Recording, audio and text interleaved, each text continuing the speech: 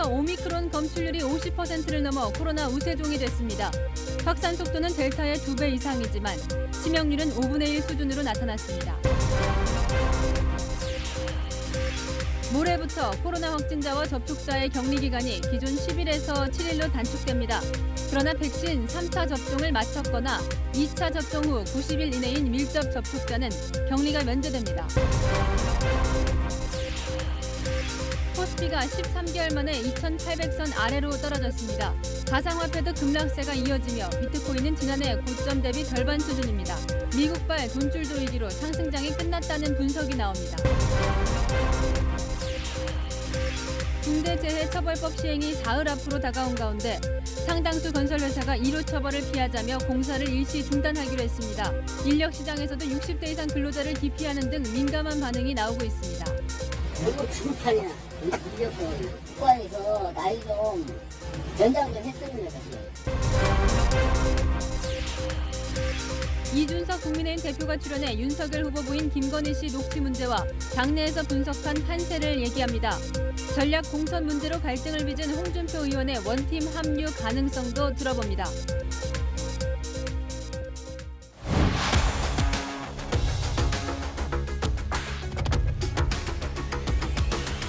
뉴스 시작합니다. 저는 동정민입니다. 오미크론 변이가 국내에 들어온 지 단 50여일 만에 델타를 밀어내고 우세종이 됐습니다. 이번 주 내로 하루 확진자 10,000명 가능성도 제기되는데요. 그래도 방역당국이 조사를 해보니 중증으로 가는 비율은 델타의 5분의 1 수준이었습니다. 정부는 그걸 믿고 무증상이나 경증 환자는 자가 격리하고 중증 환자에 집중하겠다는데요. 자, 그래도 경험해보지 못한 폭증세를 예고하고 있어 국민들의 불안감은 커지고 있습니다. 첫 소식 황규락 기자입니다. 국가 방역의 컨트롤 타워인 보건복지부에서 코로나 확진자가 24명이나 나왔습니다. 중동 3국 순방을 다녀온 문재인 대통령도 23일부터 25일까지 사흘간 재택근무를 합니다. 오미크론 변이의 영향으로 신규 확진자는 사흘 연속 7,000명대를 기록했습니다. 검사 건수가 줄어들어 확진자가 줄어드는 주말 효과도 없었습니다. 지난주 국내 오미크론 변이 검출률도 50.3%로 우세종이 됐습니다. 우리보다도 먼저 오미크론을 경험한 나라들의 경우 그 비율이 60%를 넘는 순간 확진자의 폭증하는 그런 경향을 뚜렷이 보여주고 있습니다. 국내외 연구를 살펴보면 오미크론은 델타에 비해 전파력은 2배 이상 높지만 치명률은 5분의 1 수준입니다. 그러나 기존 감기나 인플루엔자와 비교해보면 치명률과 전파력이 모두 높아 짧은 시간 안에 확진자가 폭발적으로 증가할 가능성이 높습니다. 지자체 관리 의료기관을 1월 말까지 400개 수준까지 확대하여 최대 6만 명의 재택 치료자를 감당할 수 있도록 하고 그런데 이 정도 여력으로는 이를 재택 치료자 10,000명 수준까지밖에 감당할 수 없다는 지적이 나옵니다. 평균적으로 6만 명이 되려면은 하루에 10,000명 정도까지 감당할 수 있다는 의미로 저는 이해가 되거든요. 지금은 유행 상황인 그것보다 더 심각할 것으로 예상이 되기 때문에 방역당국은 국내 오미크론 변이 감염자 10명 중 9명이 미접종자나 2차 접종자라며 3차 접종을 당부했습니다. 채널A 뉴스 황규락입니다. 가장 달라지는 게 바로 격리인데요. 회사에서 바로 옆에 동료가 확진되면 밀접 접촉자가 되죠. 이제 밀접 접촉자라도 백신 접종 완료자면 격리가 되지 않습니다. 하지만 2차 접종 후에 3개월이 지난 완료자는 또 격리 대상입니다. 어떻게 바뀌는지 서상희 기자가 자세히 전해드립니다. 바로 옆 직장 동료가 코로나19에 걸렸더라도 임금 모두가 밀접 접촉자는 아닙니다. 마스크 없이 2m 이내 거리에서 15분 이상 대화했는지 등을 방역당국이 조사해 밀접 접촉자를 찾아내 통보합니다. 통보받은 사람만 선별진료소에서 바로 PCR 검사를 받게 됩니다. 통보를 받지 않았어도 불안하다면 자가검사 키트로 검사한 뒤 양성이 나오면 바로 PCR 검사를 받을 수 있습니다. 밀접 접촉자 10일 격리 기간도 줄어듭니다.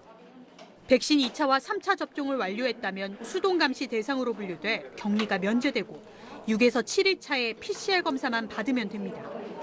밀접 접촉자 중에서 예방접종 기준에 합당하면 수동감시 대상으로 전환된다. 이게 이번에 이제 바뀌는 기준의 핵심적인 사항입니다. 다만 접종 완료 조건이 까다롭습니다. 2차 접종 후 90일이 지나지 않거나 3차 접종 후 2주가 지나야 합니다. 2차 접종 후 석 달이 지났는데도 3차 접종을 안 한 밀접 접촉자는 7일 동안 격리합니다. 확진자도 마찬가지입니다. 2차 접종 후 90일 이내거나 3차 접종 후 2주가 지났다면 7일 격리, 그 외엔 10일간 격리합니다. 코로나 확진자는 재택치료가 원칙입니다. 확진자가 재택치료하는 집에 가족 등 동거인이 있다면 함께 격리됩니다. 접종을 완료했다면 7일 뒤 격리 해제되지만 미접종자 동거인이나 자녀는 14일간 등교나 출근을 할 수 없습니다. 달라지는 격리 기간은 모레부터 적용됩니다. 채널A 뉴스 서상입니다. 지난해 10월 아프리카에서 시작된 오미크론은 유럽과 미국을 휩쓴 뒤에 아시아에 상륙했습니다. 유럽과 미국은 정점을 지나면서 이제는 공개적으로 풍토병 같은 엔데믹을 언급하기 시작했는데요. 우리나라와 일본 등 아시아는 이 정점을 향해 가고 있죠. 희망과 좌절을 동시에 안겨주고 있는 전 세계 오미크론 상황을 염정원 기자가 전해드립니다. 마스크를 쓰지 않은 사람들이 거리를 활보합니다. 카페에서도 마스크 없이 대화합니다. 최근 일일 확진자가 46만 명에서 30만 명으로 확산세가 줄어든 프랑스의 일상입니다. 다음 달 2일부터는 위드 코로나 시행에 들어갑니다. WHO는 보다 희망적인 메시지를 내놨습니다. 한스 클룩의 WHO 유럽 지역 사무국장이 올해 3월까지 오미크론 변이가 유럽 인구의 60%를 감염시키고 이후 백신이나 기존 면역력으로 마지막 단계로 갈 것이라고 말했습니다. 미국에서도 비슷한 분석이 나왔습니다. 백악관 수석 의료고문인 앤서니 파우치는 ABC와의 인터뷰에서 오미크론 확산세가 정점에 이른 뒤 안정적으로 줄어든 남아공과 영국 사례처럼 미국도 2월 중순 대부분 정점에 달한 뒤 안정적으로 풍토병처럼 유행하는 병, 이른바 엔데믹 상황이 될 것이라고 말했습니다. 실제로 하루 140만 명까지 달했던 미국의 코로나19 확진자 수는 어제 19만 명까지 떨어졌습니다. 하지만 아시아는 정점을 향해 가고 있습니다. 일본은 최근 이틀 연속 확진자 수가 5만 명을 넘어섰습니다. 신규 확진자의 90%가 오미크론 감염으로 추정됩니다. 동계올림픽과 춘절을 앞두고 방역 총력전을 펼치던 중국 역시 오미크론 감염 사실이 확인되며 긴장의 끈을 쥐고 있습니다. 채널A 뉴스 염정원입니다. 여론보다로 대선 소식 이어갑니다. 부인 김건희 씨 녹취 공개 이후에 윤석열 국민의힘 후보가 오히려 반등하고 있죠. 그동안 지지율은 올라도 당선 가능성에서는 이재명 후보에 밀렸었는데 그마저 접전 양상으로 돌아섰습니다. 이른바 대세 후보를 평가하는 지표로 꼽히는데요. 조영민 기자가 진짜 여론을 짚어드립니다. 이번 대선에서 어떤 후보가 대통령에 당선될 거라고 생각하십니까? 이 당선 가능성을 묻는 질문입니다. 지지율은 내 의견만 반영한 것이라면 이 당선 가능성은 다른 사람의 의견을 포함한 것으로 심리적인 부분이 포함됩니다. 오늘 발표된 여론조사의 이 당선 가능성 항목에서 윤석열 후보의 상승세가 돋보입니다. 윤 후보 당선 가능성은 45.2%로 43.3%를 기록한 이재명 후보와 오차 범인의 접전을 이뤘습니다. 추이를 한번 볼까요? 이 12월 오차 범위 밖에서 이 후보를 앞섰다가 급락해 17.9%포인트까지 뒤쳐졌는데 2주 만에 다시 따라잡은 모습입니다. 이 전문가들은 후보가 가진 불확실성이 낮을수록 이 당선 가능성이 높다고 설명합니다. 윤 후보 부인 김건희 씨 녹취 여파가 예상보다 크지 않았다는 해석이 나오는 이유입니다. 불확실성은 중도층에서 특히 민감한데 이 중도층에서 10%포인트 가까운 등락으로 두 후보의 수치가 뒤바뀐 모습을 볼 수 있습니다. 반면 진보층과 보수층에서는 큰 변화가 없었습니다. 이 같은 중도층의 표심 이동은 전체 지지율에도 영향을 미쳤습니다. 윤 후보의 지지율이 오른 만큼 안철수 국민의당 후보의 지지율이 떨어진 모습인데 특히 중도층 표심이 영향을 미친 것으로 보입니다. 이재명 후보의 지지율은 큰 변동이 없었습니다. 이 대선까지 40여일 동안 대장동 개발 특혜 의혹 수사와 또 윤 후보 장모 항소심 재판 결과, TV 토론 등이 이 지지율을 출렁이게 할 변수로 꼽히고 있습니다. 채널A 뉴스 조영민입니다. 지지율 답보 상태인 이재명 민주당 후보는 오늘 자신의 홈그라운드인 이 경기도를 찾아서 큰 절도 하고 눈물도 흘렸습니다. 대장동 의혹은 억울해서 피를 토할 지경이라고도 했는데요. 윤석열 국민의힘 후보는 남북 문제를 국내 정치에 이용하는 쇼는 안 한다면서 해구산 강화 공약을 발표했습니다. 두 후보의 마크맨 최선 이다혜 기자가 함께했습니다. 이재명 민주당 대선 후보는 유권자의 감성에 호소했습니다. 30여 명의 경기 지역 의원들과 함께 큰 절로 오늘 일정을 시작했습니다.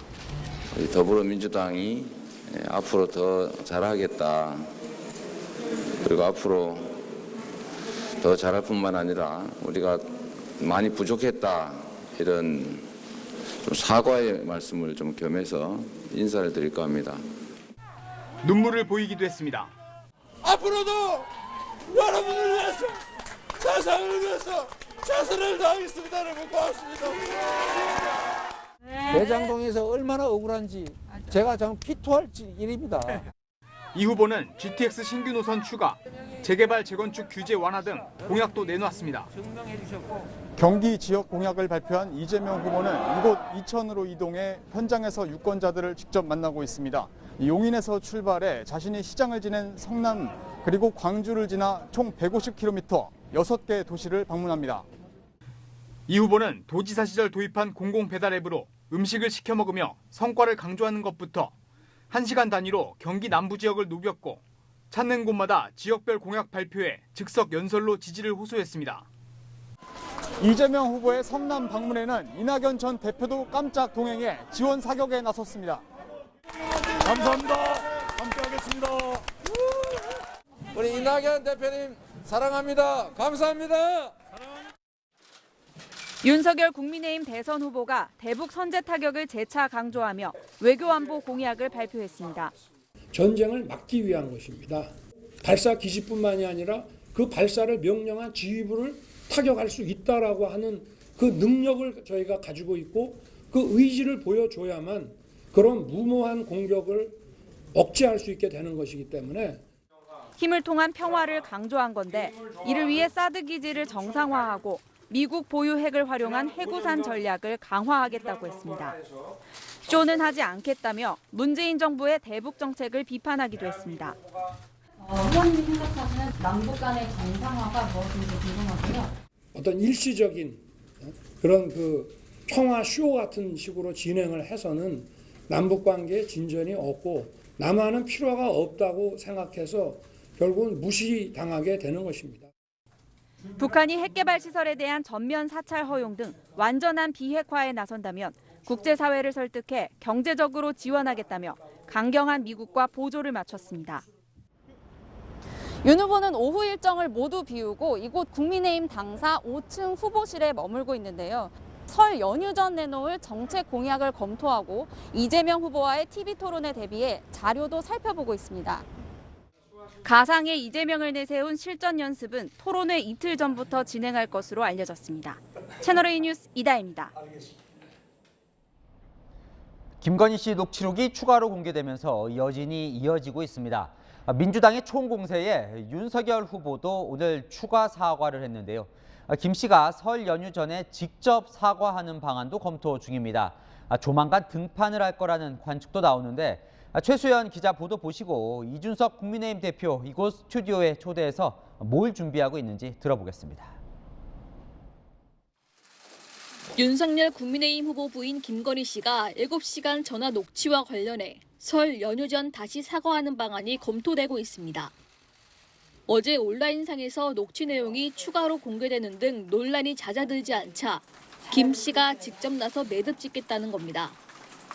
추가로 공개된 녹취에는 무속인이 영빈관을 옮기라고 했다는 서울의 소리 이모 씨의 말에 김 씨가 수긍하는 대목이 나옵니다.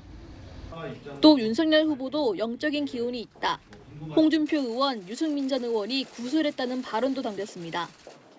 윤석열 후보는 재차 사과했습니다.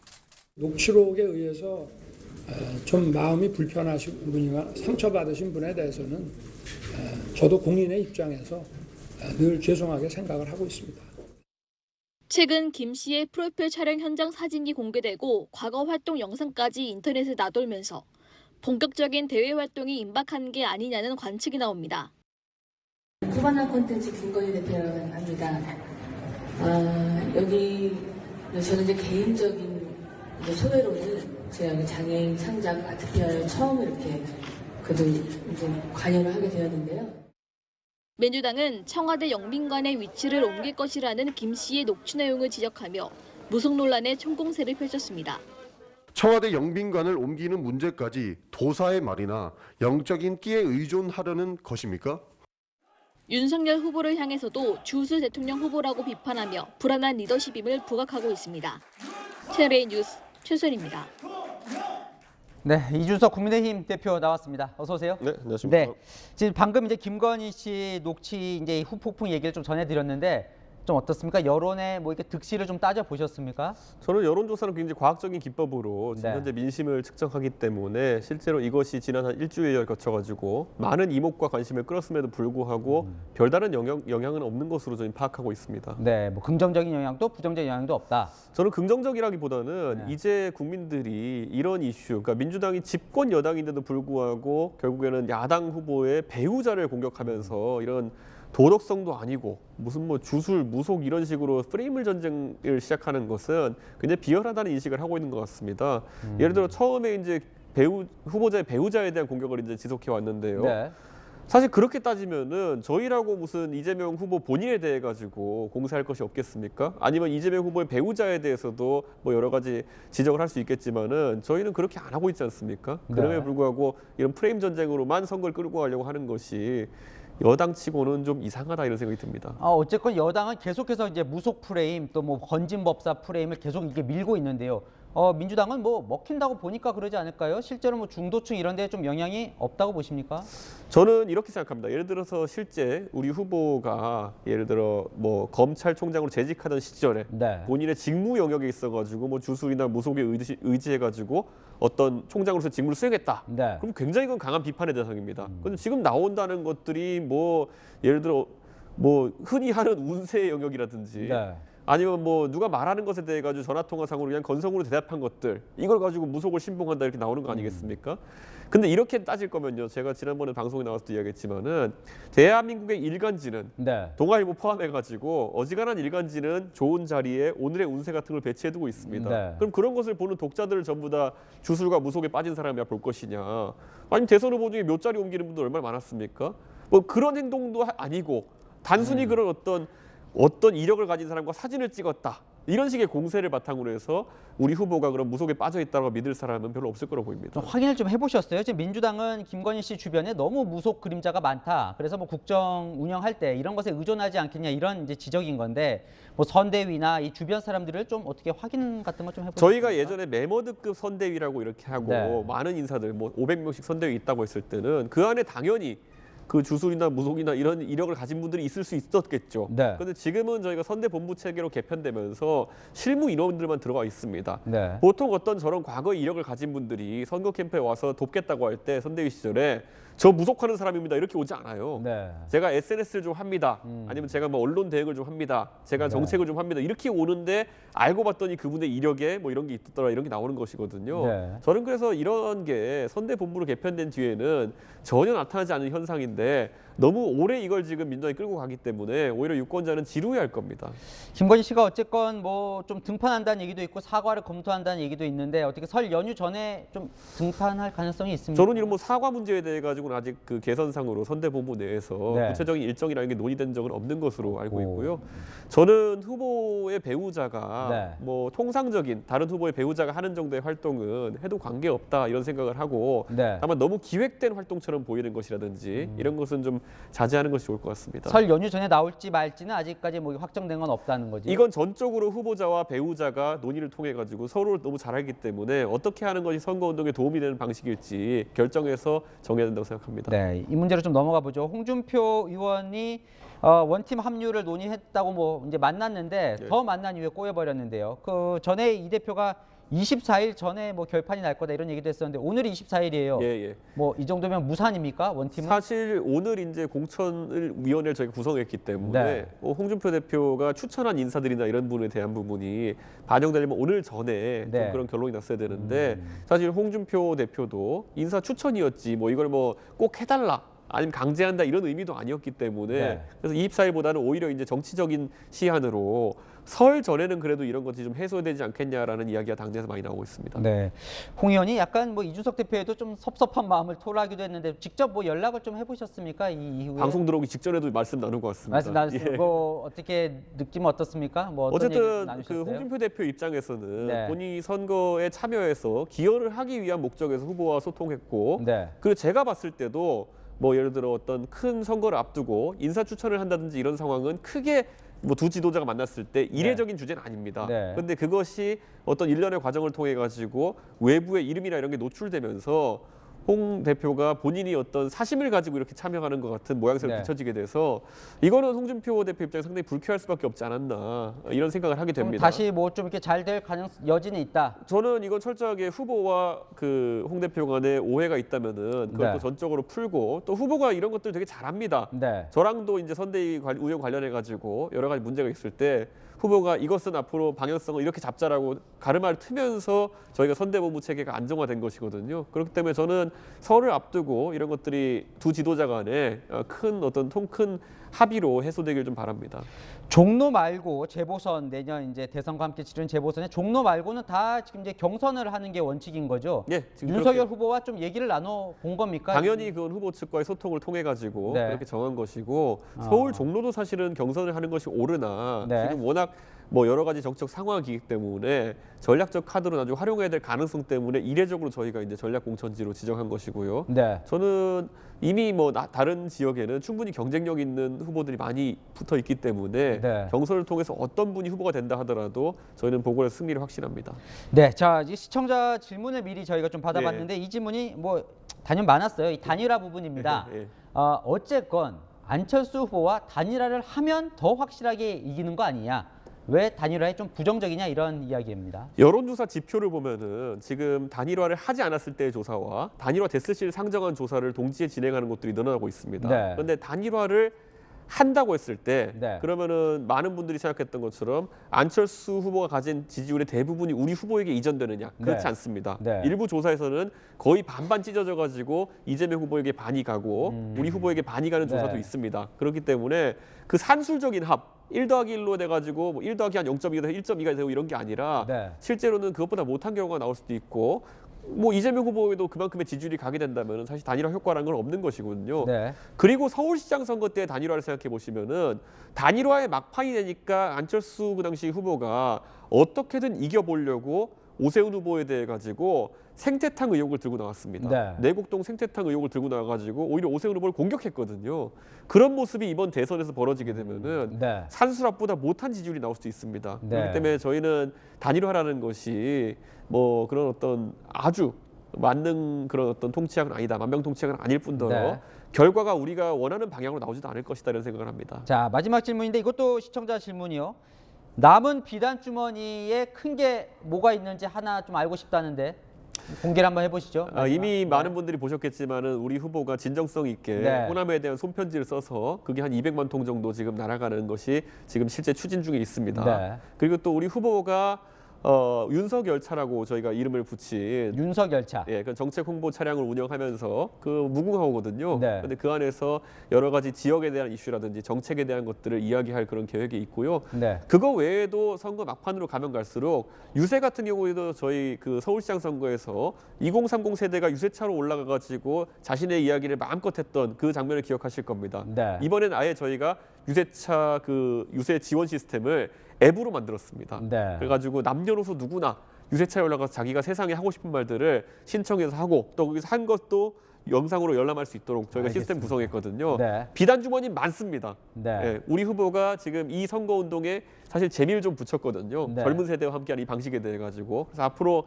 비단 주머니 해당한 것도 더 많이 유권자들이 보시게 될 겁니다. 네, 알겠습니다. 여기까지 듣겠습니다. 네, 지금까지 국민의힘 이준석 대표였습니다. 감사합니다. 산업재해에 대한 사업주의 형사처벌을 강화한 법이죠. 사흘 뒤부터 중대재해처벌법이 시행됩니다.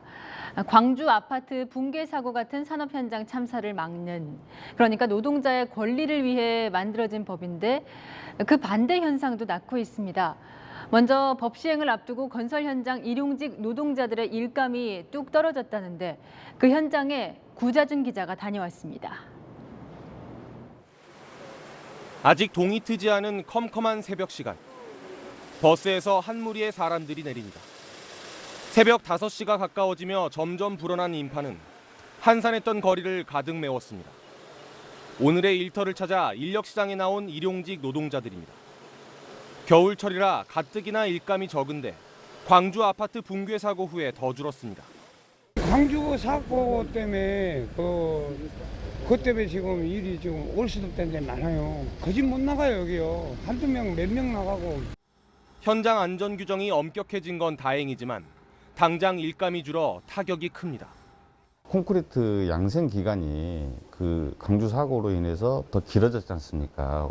그러다 보니까 공정은 또 당연히 현장에서 길어질 거고 사람도 그만큼 천천히 투입이 조금씩 될 거고.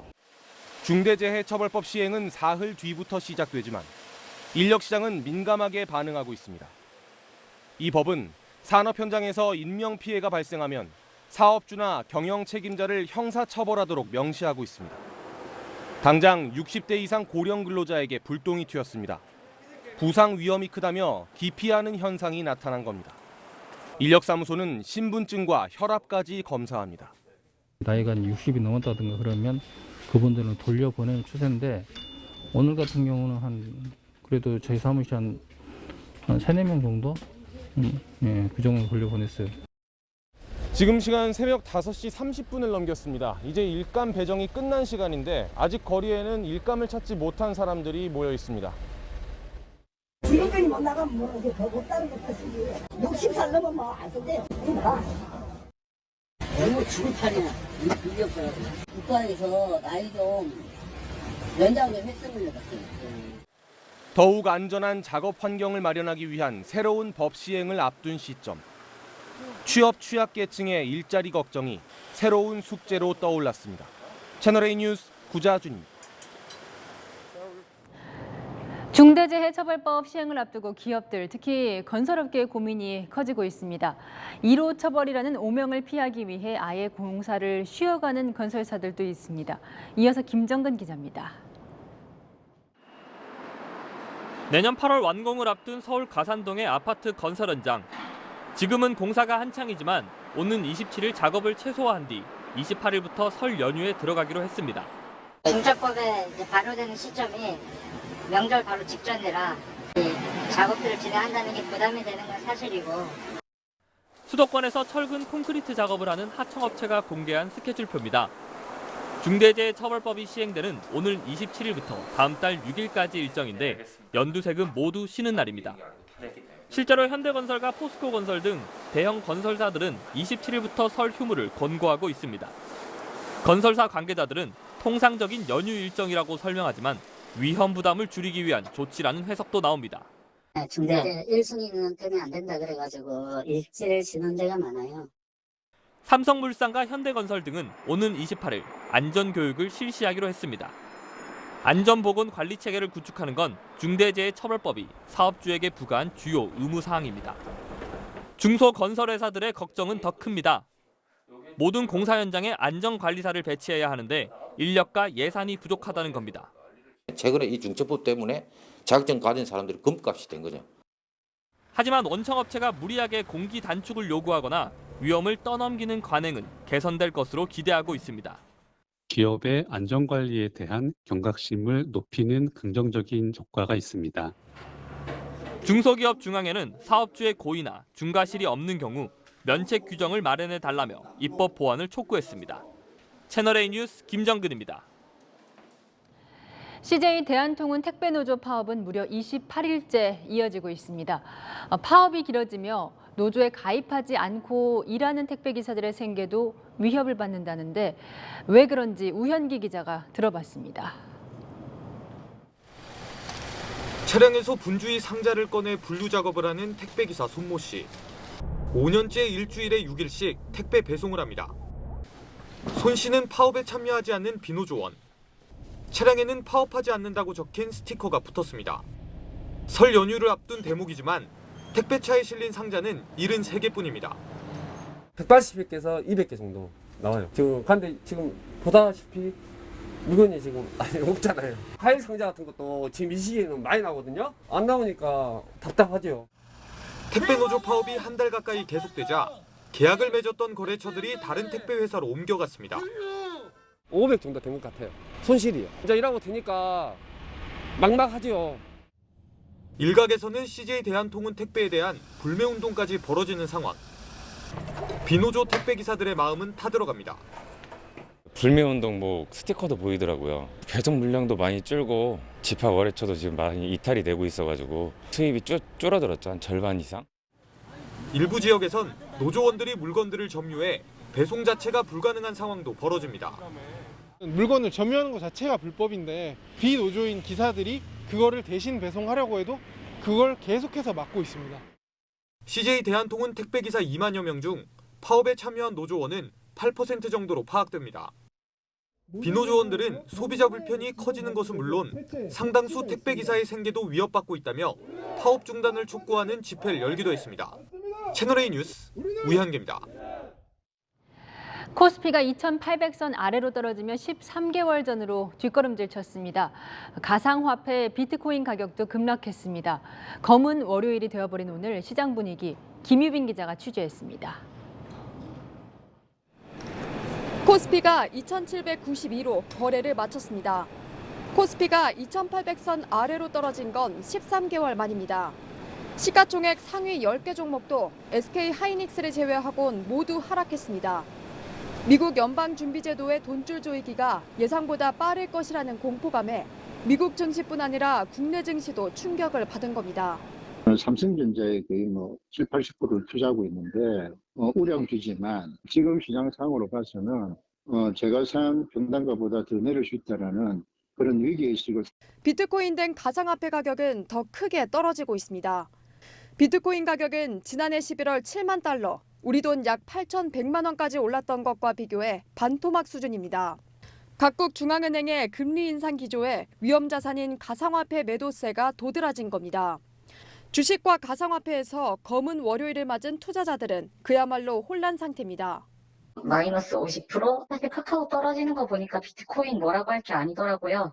제 수익률은 마이너스 45%입니다. 이제 현실 감각도 없어서. 전문가들은 증시나 가상화폐 변동성이 당분간 이어질 수 있으니 위험에 대비할 것을 조언합니다.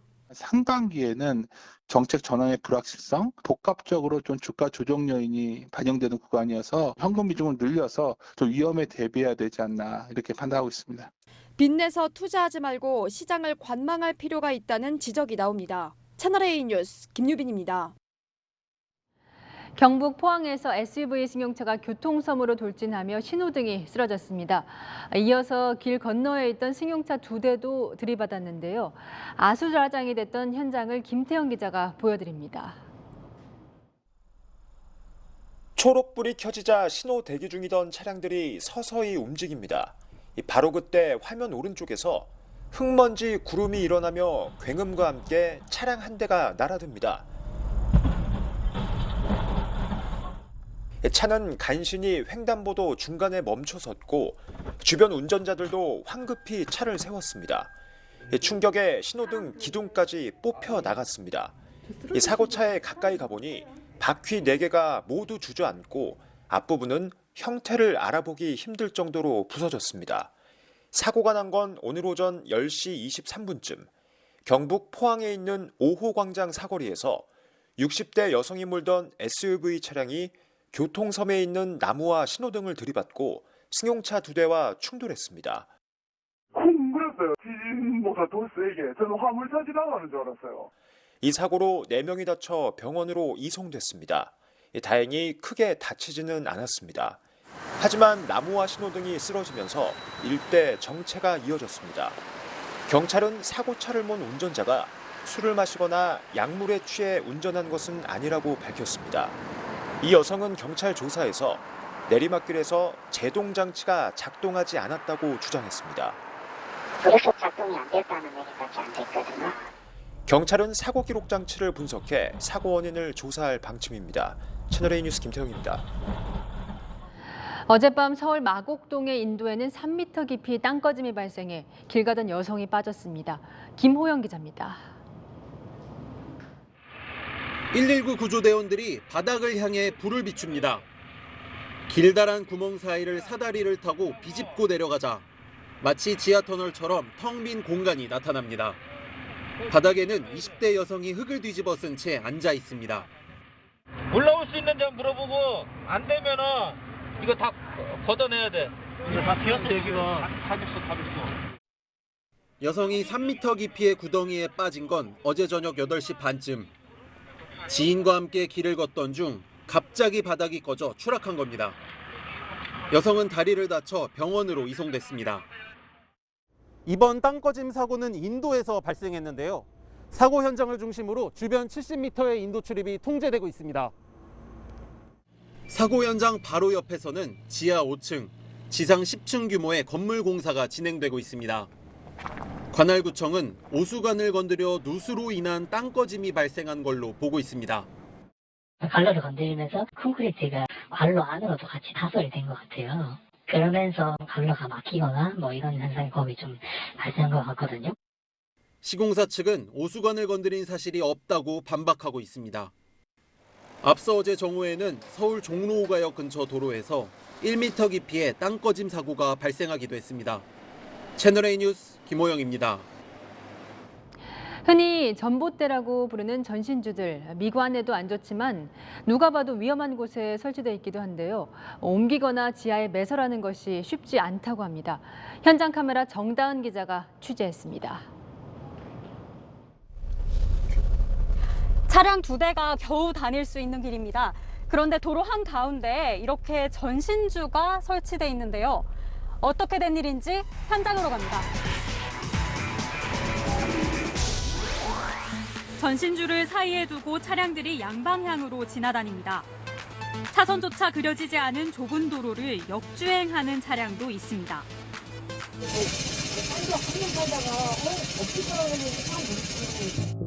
재개발 사업으로 전신주 옆에 있던 건물이 없어지고 새로 길이 나면서 왕복 2차선 도로 항복판에 전신주만 남겨진 겁니다.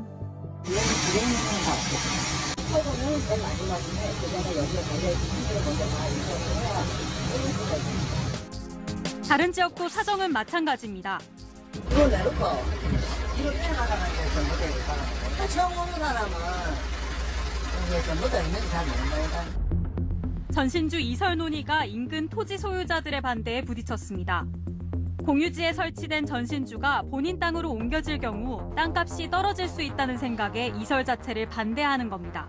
애다, 몸 뺀다, 이런 그런 건의는 한번 있었는데 이거를 빼면은 이거는 어디로 갈 거냐? 그러면 네 땅에 묻을 거냐? 내 땅에 묻을 거냐? 경기도 부천에는 전신주가 인도 한가운데를 차지한 곳도 있습니다. 줄지어 늘어선 탓에 보행자들이 지나다닐 수 있는 인도의 폭은 40cm 정도밖에 되지 않습니다. 사람 한 사람이 지나기도 힘들 정도로 좁습니다. 보행자들은 아예 차도로 걸어 다닙니다. 불편하죠. 여기는 못 가져가서 도로 내려갔다가 도로 왔다가 막 이런 거 불편해요. 여기. 이게 좁은 데다가 이런 거 있지. 그러면 우리만 같은 거 이렇게 가다가 못 가. 또 도로 내려가서. 전신주를 다른 곳으로 옮기는 것 외에 전선을 땅으로 묻는 지중화 작업이 대안으로 제시됩니다. 하지만 지하에 이미 대용량의 매설물이 있을 경우 이마저도 힘듭니다. 전주가 이제 수평으로 이제 좌우로 이동할 수 있는 거리에 한계가 있어요. 지난해 5월 기준으로 전선의 지중화율은 20%도 채 되지 않았습니다. 뒷골목에 지중화 사업을 할 수가 없어요. 그거는 너무나 지금 망이 넓고 촘촘하고 이거는 비용이 많이 들어가기 때문에 전신주 이설 비용을 두고도 곳곳에서 지방자치단체와 한국전력 사이에 갈등이 이어지는 상황. 시간이 지체될수록 보행자와 운전자의 안전은 뒷전으로 밀려나고 있습니다. 현장 카메라 정다은입니다. 반려동물 인구 1000만 시대, 당연히 대선 후보들이 노리는 표심이기도 합니다. 동물 치료 지원, 유기동물 보호 등 이 두 후보의 패심 공약들 체크맨 안보겸 기자가 따져봤습니다. 드라마 찍으면서 말을 너무 험하게 대하고 좀 마음이 아팠는데 그런 거나 뭐 유기견, 유기묘 이런 거에 대한 필요할 것 같다는 생각은 합니다. 유기견이나 유기묘들을 입양했을 때 좀 더 지원을 해주는 방향이 그런 방향을 알아보는 게 좀 더 좋지 않을까. 지난해 기준 국민의 약 28%, 638만 가구가 반려동물을 키우는 걸로 조사됐습니다. 이 패심을 잡기 위한 여야 대선 후보들의 공약, 직접 체크해봤습니다. 두 후보 모두 반려동물 등록 의무 강화, 중구난방인 동물병원 진료비 표준화, 보호시설과 분양 조건 강화 등 공약은 거의 비슷합니다. 다만 중점을 두는 분야가 다릅니다. 윤석열 국민의힘 후보는 동물병원의 문턱을 낮추고 비용을 줄이는 데 초점을 맞추고 있습니다. 사람처럼 보험이 안 되다 보니까 병원비도 너무 비싸고 아무래도 묘주나 견주분들한테는 병원 가는 그 비용이 너무 부담이더라고요. 이재명 민주당 후보가 특히 힘을 실는 건 유기동물 보호와 관리입니다. 경기지사 시절 직접 해봤던 입양센터 건립을 전국으로 확대하겠다는 겁니다. 필요한 공약이지만 과거 이재명 후보의 유기견 파양, 윤석열 후보의 식용계 발언 때문에 정작 후보는 못 믿겠다는 의견도 있습니다. 진짜 동물을 생각해서 하실 수도 있는데 동물 그런 논란이 있었으면 조금 더 고민되긴 할 것 같아요. 누가 더 믿음을 주느냐가 패심을 좌우할 걸로 보입니다. 채널A 뉴스 안보겸입니다.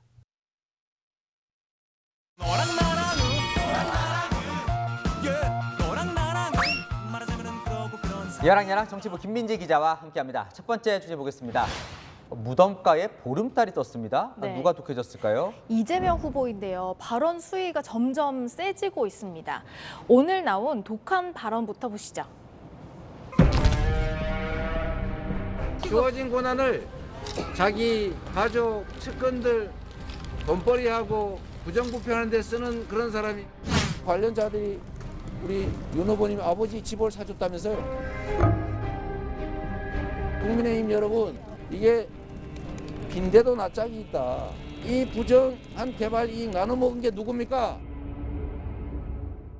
최근 이 후보는 윤 후보를 향해서 복수하고 누군가 뒤낚이고 점쟁이한테 점이나 본다면서 공격하기도 했습니다. 이달 초까지만 해도 분노의 언어 대신 희망의 언어를 써달라 이런 말도 했었는데 왜 이렇게 바뀐 걸까요? 네, 발언 수위가 높아진 이유, 이 후보의 이 말 안에 답이 있지 않을까 싶은데요. 정치인들이 뭐 별겁니까? 안 찍어주면 떨어지는 거잖아요. 정말 2표 차로 떨어질지도 모릅니다. 하루에 한 명에게만이라도 말해주세요. 대선이 40여일밖에 남지 않은 상황에서 초박빙의 승부가 계속되자 조금 급해진 게 아니냐는 해석도 나옵니다. 그제였던가요? 대선에 지면 감옥에 갈 것 같다? 이런 발언도 해서 지금 논란이 되고 있죠. 네, 본인이 대선에서 질 경우에 검찰이 없는 죄를 만들어서 감옥에 갈 것 같다 이런 말이었죠. 야권에서는 이렇게 분석했습니다. 도둑이 재발절인다. 스스로가 죄를 졌고 범죄 사실이 연루돼 있다는 것을 알고 있기 때문에 패배 의식이 좀 많이 깔려 있는 게 아닌가 생각합니다. 지지층 결집을 노리려는 시도이지만 민주당 일각에서는 대장동 의혹을 오히려 부각한 자충수일 수 있다는 우려도 나옵니다. 한 민주당 선대위 관계자는 이 후보가 지지를 호소하다가 실수를 했다 이렇게 평가했습니다. 네, 다음 주제 넘어가 보겠습니다. 자, 이재명 후보 그리고 원희룡 국민의힘 정책본부장 누가 시간 여행자일까요? 민주당이 연일 이 무속 프레임으로 윤석열 후보를 공격하니까 국민의힘이 거짓말 프레임으로 이재명 후보를 공격하는 건데요. 어제 원희룡 본부장은 이 후보는 시간 여행자인가 입만 열면 거짓말이다 이렇게 따졌습니다. 왜 시간 여행자라고 했는지도 좀 설명을 해주시죠. 네, 몇 가지 살펴보면요. 이재명 후보는 1978년경 공장에서 일하던 시절을 떠올리면서 당시 혜은이 씨의 제3 한강교가 유행했다라고 한 적이 있는데요. 이 노래는 1979년 1월에 발표가 됐습니다. 유명한 노래죠. 자, 그런데 어쨌건 나오지도 않은 노래가 기억난다고 하는 걸 보니 시간 여행이라도 한 거냐 이런 뜻이었군요. 네. 또 이재명 후보는 영화 1987을 보고서 1989년 내곡동에 있던 안기부에 구속된 친구를 위해 투쟁하다가 독침과 권총으로 위협받았다. 이런 일화도 공개했었는데요. 당시에 안기부는 남산에 있었고 내곡동으로 이전한 건 1995년입니다. AI 윤석열도 시간 여행자 공격에 가세했습니다. 시간 여행자 이땡땡님, 2005년 농협부정 대출 사건 처리하다 음주단속에 적발되셨다는데 전과 증명서, 음주운전 기록은 2004년으로 되어 있습니다. 혹시 제가 모르는 음주운전이 또 있나요? 네, 사소한 실수였는지 의도가 있었던 건지 토론회 때도 공방거리가 되겠군요. 네. 자, 마지막 주제도 보겠습니다. 안철수 후보를 빗댄 말일까요? 봄의 날로 따뜻해 보이네요. 국민의힘에서 내놓은 비유인데요. 내용은 그다지 따뜻하지는 않습니다. 솔직한 속마음이 추울 때는 난로가 필요했는데 지금 봄이 왔잖아요. 과연 이 난로가 이게 필요한 건지. 그러니까 이제는 단일화가 별로 아쉽지 않다 이런 비유였군요. 그렇습니다.